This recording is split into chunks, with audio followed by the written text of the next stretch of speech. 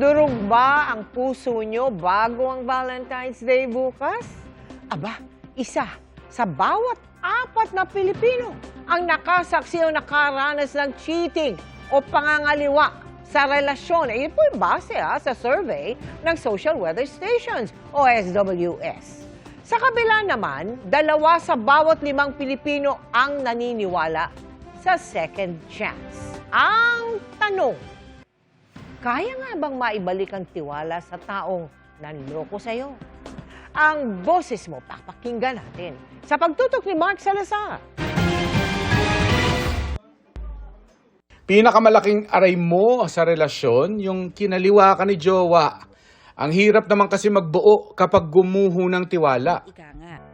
Kapag mga Gen Z pa ang tinanong mo, malaking red flag ang cheaters na hindi deserve ng second chance. Hindi niya na po mawi-win back yung trust ko kasi super grabe na po yung ginawa niya sa akin. Ang pinaka-better na gawin niya is hiwalayan na lang ako ng tuluyan at hayaan akong mamuhay at i-discover ulit ang sarili ko. Sabi na magjowang sina Jerry at Darlene, kaya nila kahit na anong pagsubok sa relasyon, wag lang talaga may third party eh. Siguro para sa akin wala na. Kasi once a cheater, always a cheater. Binalikan mo siya, parang tinotolerate mo na rin yung ginawa niya. Kung love mo po talaga yung tao, bakit need pa magloko? So, yun po yung pinakahawakan namin po. Pero sabi ng SWS survey, 43% ng mga Pilipino ay naniniwalang love deserves a second chance. Siyempre, tao lang tayo. Kung talagang mahal mo rin siya, ba't hindi mo siya patatawarin, di ba?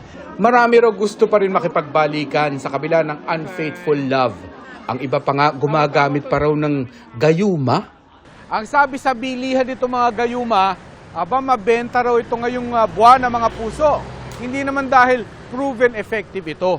Kung hindi ang kwento doon, marami lang daw talaga ang gustong makipagbalikan sa tulong ng gayuma.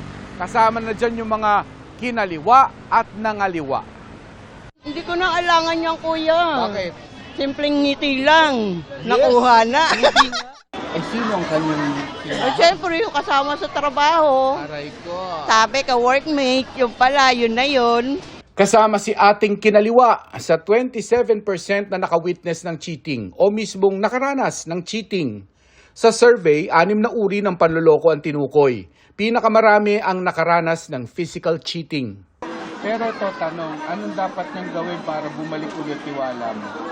Iwanan niya yung babae. Bumalik siya sa pamilya niya. Kasuhin niya lang yung mga anak niya. Yun lang.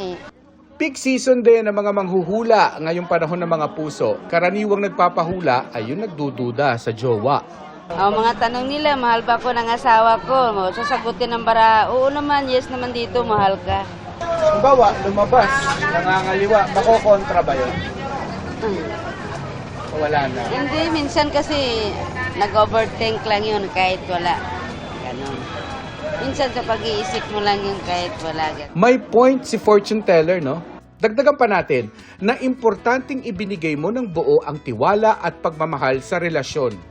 Pero kung hindi ito naging sapat sa kanya, bawiin mo at ibalik ang lahat ng tiwala at pagmamahal sa sarili mo. Ika nga, cheating is choice at hindi lang simpleng pagkakamali. Kaya bakit mo gagawin kung alam mong mali? Para sa GMA Integrated News, Mark Salazar, nakatutok 24 oras. Tumpak, Mark.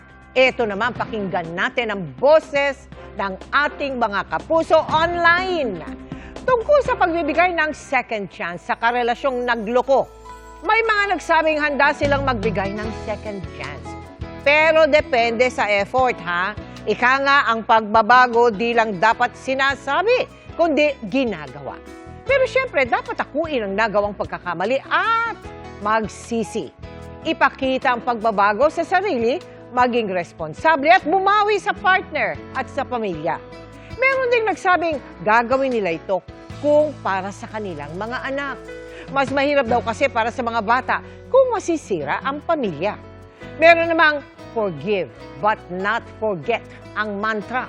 Nariyan pa raw kasi ang takot na maulit ang pagkakasala.